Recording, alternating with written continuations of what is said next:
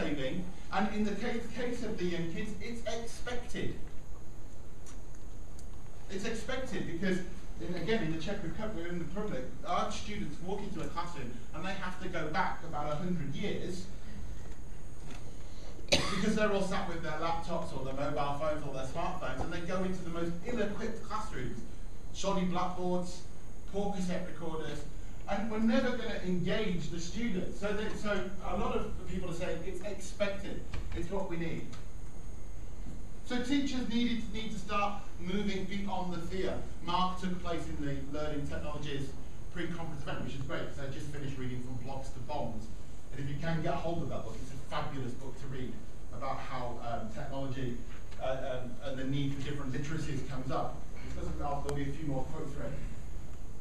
This view that people need to start thinking of things without fear. And then I was watching a program, if you live in Britain, called The Virtual Revolution, which was about the internet and the growth of the internet. And there's a lovely quote in episode 3. We change our tools, and then our tools change us, and the cycle continues. Now let's think about that. We do change our tools. Let's go to the cassette recorder, which was replaced by the CD, which was replaced by MP3. These things all seem normal to us, because this has happened. 20 years ago, when I first started teaching, the tool was the TV. We had, in our 20 classroom school, we had one TV. And teachers were fighting to get into that one TV room. Now it's the other way around. Schools have one whiteboard, and teachers are trying to fight to get out of the room so they don't have it either. But the tools do change. And we forget that the tools of teaching have always changed.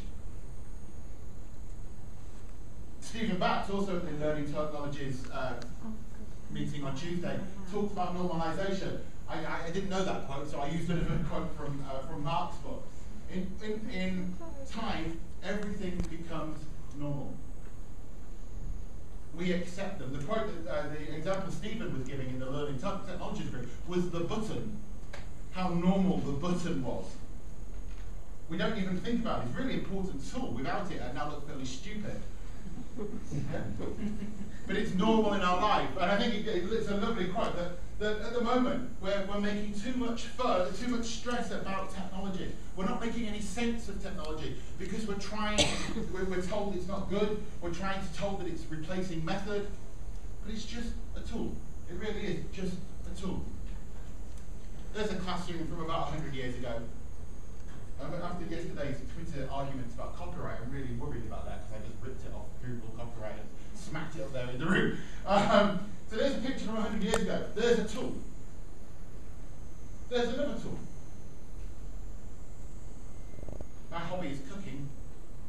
You can't have a cooking class without lots of tools. There's a language lab of the 1970s, 1980s. Lots of tools. Everybody used language lab stuff.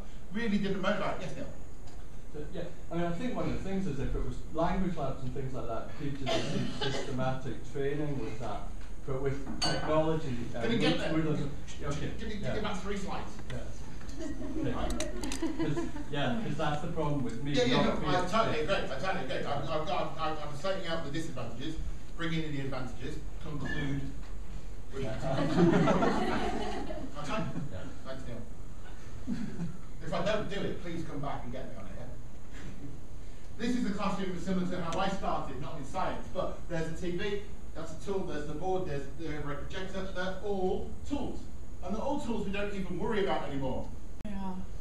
It's not the strongest of the species, it's the one that can adapt.